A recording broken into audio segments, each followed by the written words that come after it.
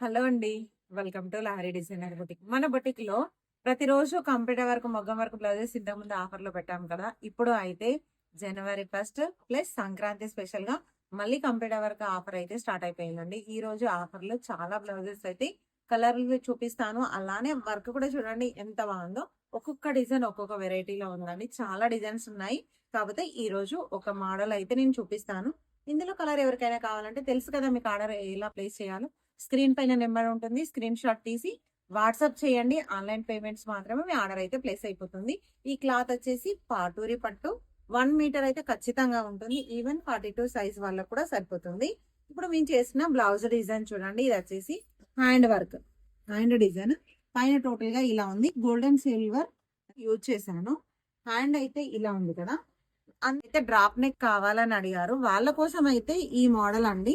Drop neck design చూడండి ఎంత బాగుందో. ఇదంతా కూడా ఫ్లవర్ తోని కట్ వర్క్ ఇచ్చాను.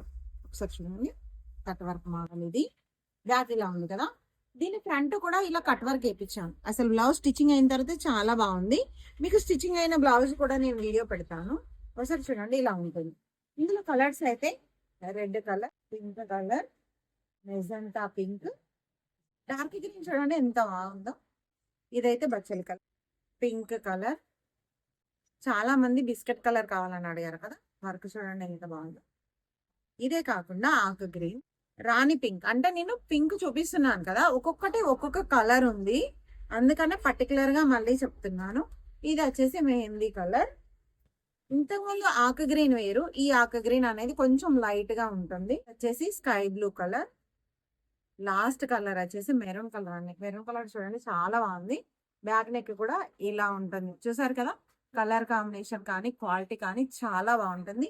1 మీటర్ అయితే ఖచ్చితంగా ఉంటుంది. ఎవరైనా కావాలంటే స్క్రీన్ పైన కనిపించే నెంబర్కి స్క్రీన్ షాట్ తీసి వాట్సాప్ చేయండి. మీ ఆర్డర్ అనేది ప్లేస్ అయిపోతుంది.